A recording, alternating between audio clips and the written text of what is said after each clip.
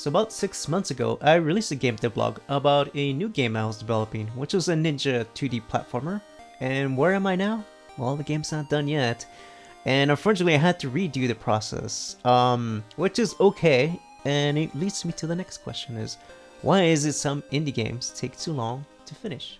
I'm pretty much gonna go over my faults in this game. Mostly the main reason was because I wasn't really planning. That's really the most gist of it. I didn't have really a good design doc, and I know a lot of you, out there that want to just make a game for fun, whatever it may be. It's always good to have a good design, illustration, some sort of idea where you want to hit to the game. You want to have an end goal. Really, that's really what it comes down to, the end goal. My second fault was, of course, overscoping. This is the main reason why a lot of developers end up quitting their game. Overscoping, it just creeps into you. You just don't see it coming. And a lot of times you're working on your game, you're just still on level 1, and you're just adding and adding and adding, right? You start focusing on the game and you start seeing all the bugs and errors that you need to fix. And it becomes overwhelming, right? You want to just add and do more things. And the idea is I was adding too much stuff and I realized, no, I need to kind of quit at some point. There has to be like a short endpoint that I can do.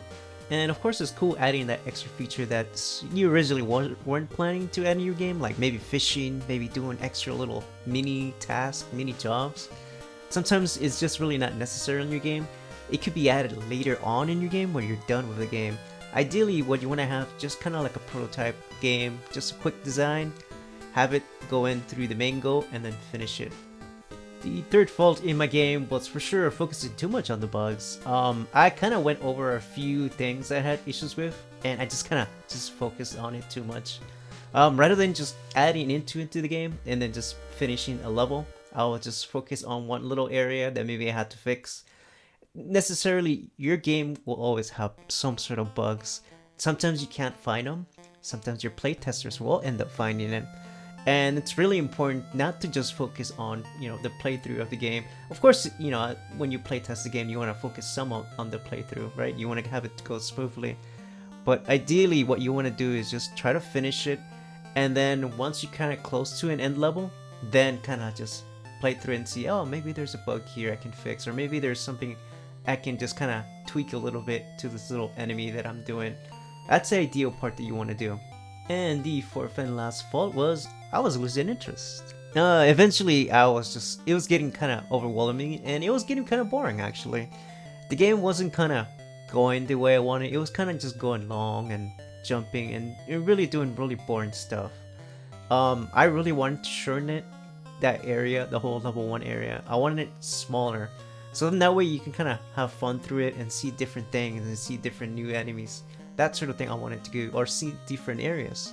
So I was stuck in that level 1 and it was just still the little waterfall area that I created. I wanted to change it up. I wanted to do more mixed things. So I was getting bored with it.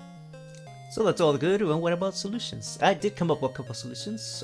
For my first fault was the design doc. I started doing a level design map. And I started doing this one in Milanote. I'm not sponsored by Milanote, but if you guys don't have any design doc, use Milanote. I like doing this, or any design or drawing map. The next solution was also making the levels shorter. I was overdoing the levels. I was making them too complex. So level 1 was way too complex, had too many wine areas you can go to. I made this one more linear and easier to just play through. You can find secret areas, of course. There's like little secret things you can get. And it kind of keeps it interesting that way. I don't have to focus too much on the design of it since it's just me. Just me, the developer, that's doing it. So that's been helping me out definitely with my game. In my game prior, I was adding a couple cool mini quests, but I realized that seems too much. I'm gonna leave that for later. So right now my goal is just to have a simple, you defeat the main boss, and that's it really. You collect power-ups and stuff like that along the way. You can collect coins and you can trade for merchants, but that's it for now.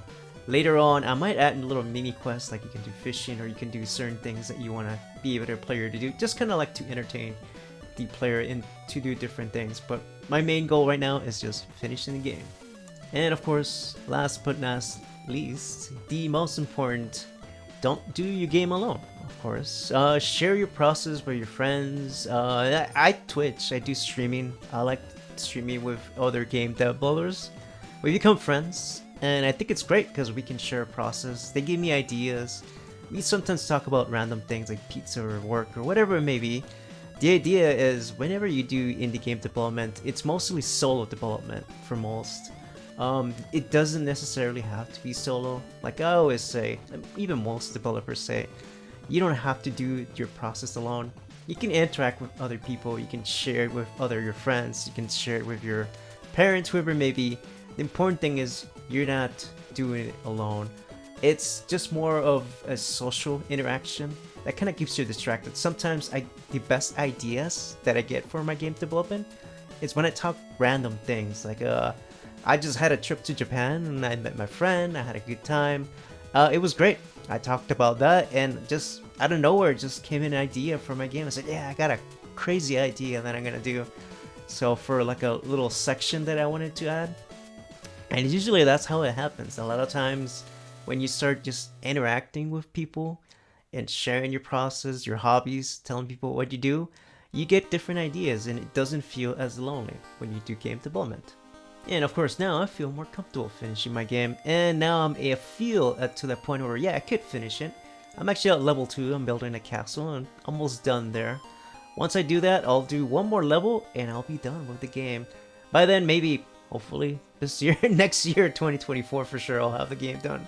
I don't know, maybe 3 more months I hope, cross my fingers. I think I can finish the game. But I guess if you guys like this, you can check out my live streaming if you guys want to interact with me, or just check me out on YouTube here. I'm always on YouTube or on my Discord. You guys can interact. Like always, if you like this video, make sure to like, subscribe to this video, and I'll do more of these devlogs. Thank you guys.